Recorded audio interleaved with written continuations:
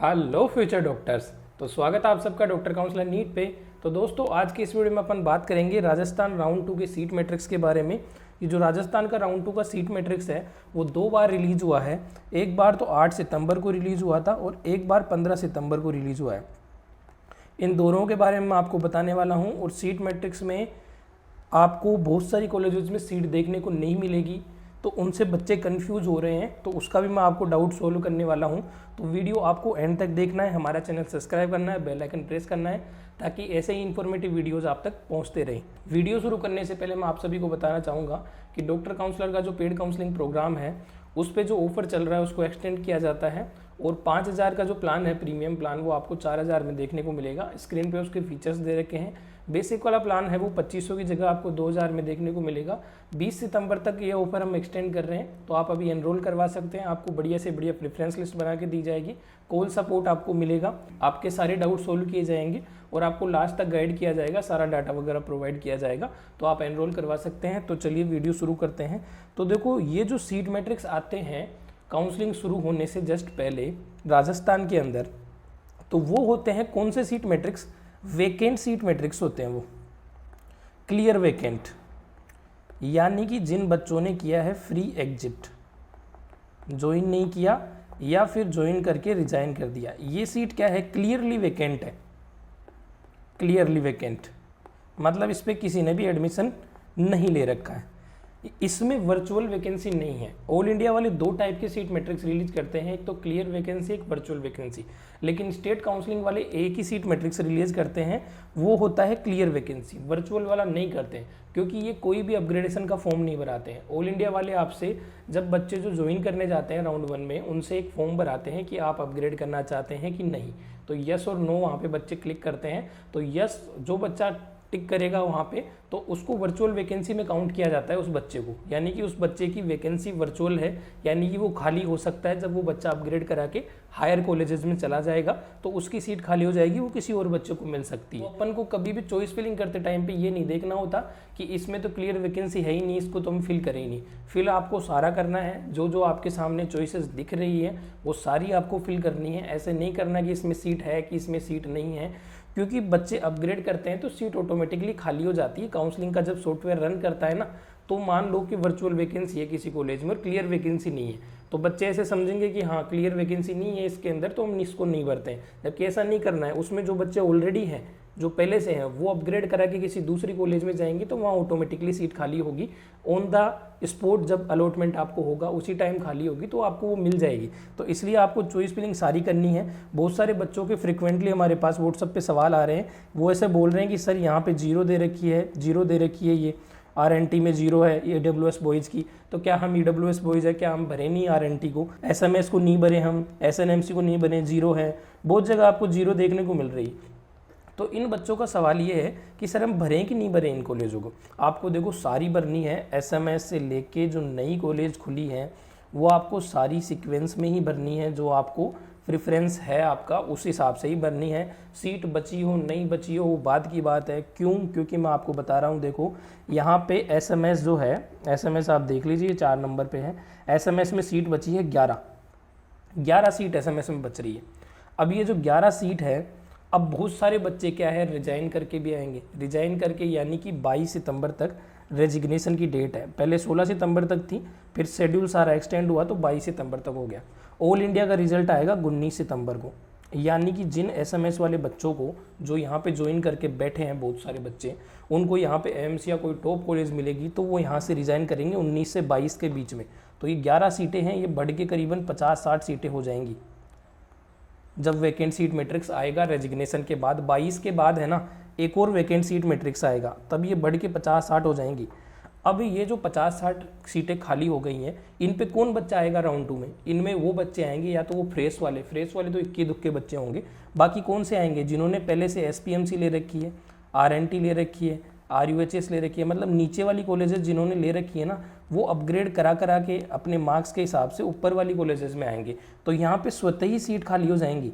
RNT में EWS की seat नहीं है तो घबराने की बात नहीं है। राउंड 2 के अंदर आरएनटी का बच्चा एसपीएमसी में जाएगा, एसपीएमसी का बच्चा आरएनटी में जाएगा, तो ऑटोमेटिकली खाली तो होगी ना। तो इसलिए आपको ये चीज़ें देखनी नहीं है, क्योंकि स्टेट वाला क्या है, वर्चुअल वैकेंसी देते ही नहीं है। वर्चुअल वैकेंसी स्टेट वाले नहीं देते हैं। वर्चुअल वैकेंसी होती तो क्लियर कट अपन को पता लग जाता कि इतने बच्चे अपग्रेड करना चाहते हैं, इतना ये है।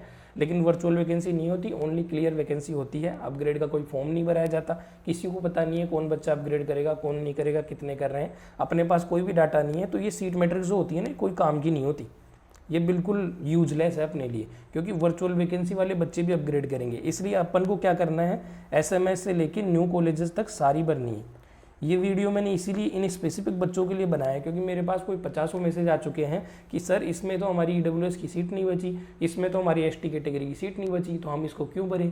तो भरना ज़रूरी है, क्योंकि अपग्रेड करके वो सीट खाली होगी जो पहले से वहाँ पे बच्चे बैठे हैं, ऑन द स्पॉट खाली होगी। अपन को पता नहीं चलेगी ये चीज़, जब वो रिजल्ट को प्रोसेसिंग करेंगे, 1-2 दिन का वो टाइम लेते हैं, उसी के अंदर वो करते हैं ये काम।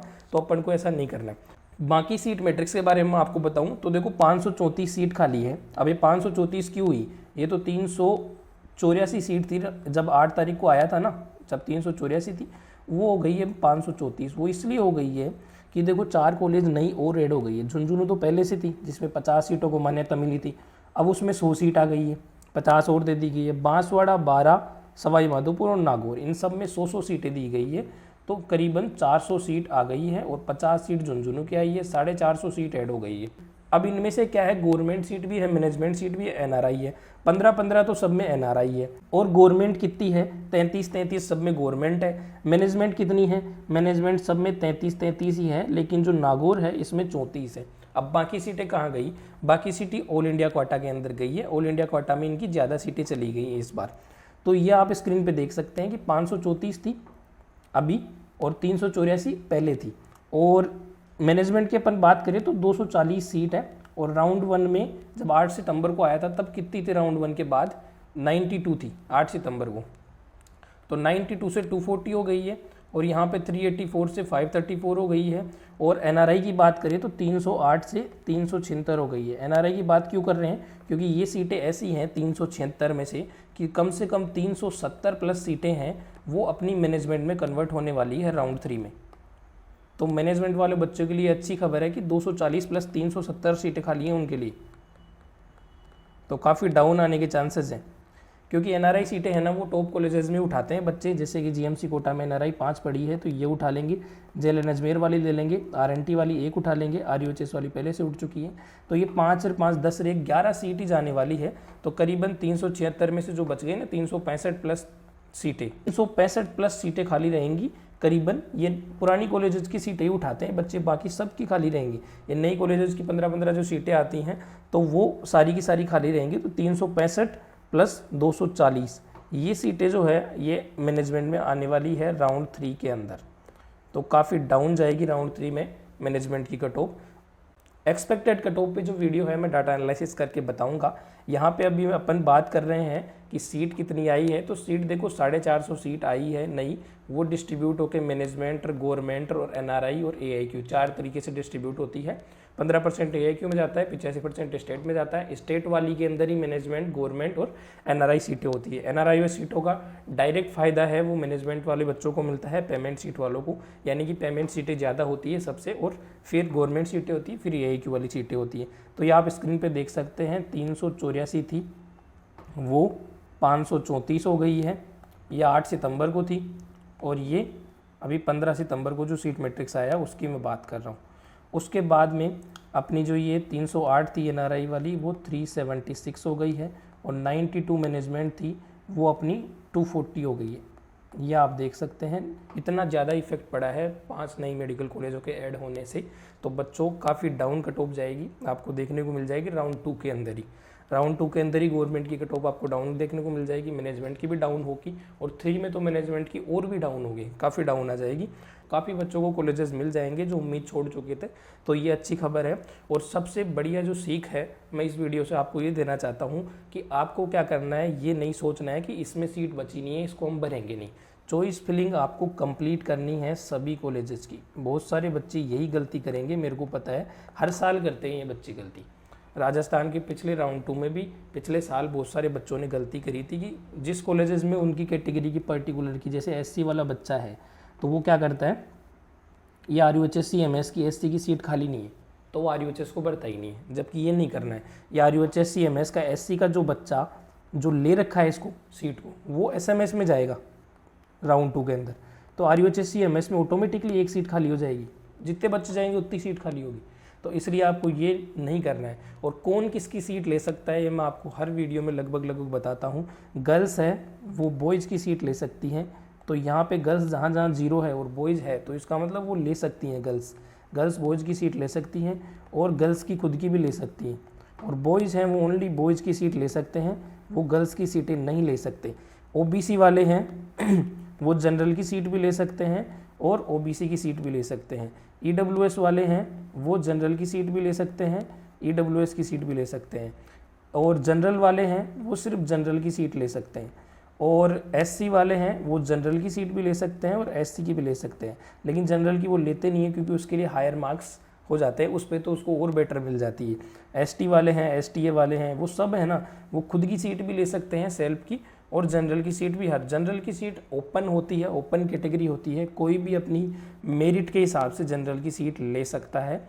इसलिए अगर हाई रैंक है तो चाहे उसको कैटेगरी नहीं पहुंची जाती, वो कौन सी भी कैटेगरी का है उसको सीधी दे दी जाती है। एम्स के अंदर 50 के करीबन 51 के करीबन ओपन सीट है, उनके अंदर AIR 1 से लेके 51 तक के बच्चे होते हैं ना, 51-52 तक के, वो डायरेक्ट फिल हो जाते हैं, वो डायरेक्ट उनको एम्स दिल्ली मिलती है और वो भी ओपन कैटेगरी से मिलती है। चाहे वो ST का बच्चा हो बीच में, चाहे SC का बच्चा हो, चाहे OBC का हो, चाहे EWS का हो, कोई फ़र्क नहीं है, मेरिट के हिसाब से अपने यहाँ पे अलॉटमेंट होता है। इसीलिए 2 टाइप की सीटें होती हैं, एक तो बच्चे की खुद की कैटेगरी और एक अलॉटेड सीट। अभी राजस्थान का जो रिजल्ट आया उसके अंदर 2 टाइप का होगा कि allotted seat type. Allotted seat type क्या होता है कि जैसे मान लो OBC का बच्चा है वो जनरल की भी ले सकता है और OBC की भी ले सकता है, तो मान लो उसको जनरल की सीट मिल गई है तो वो अलॉटेड सीट टाइप के अंदर क्या लिखा आएगा, जनरल सीट, और कैटेगरी बच्चे की वो आएगी OBC, ऐसा लिखा हुआ आता है अलॉटमेंट लेटर में।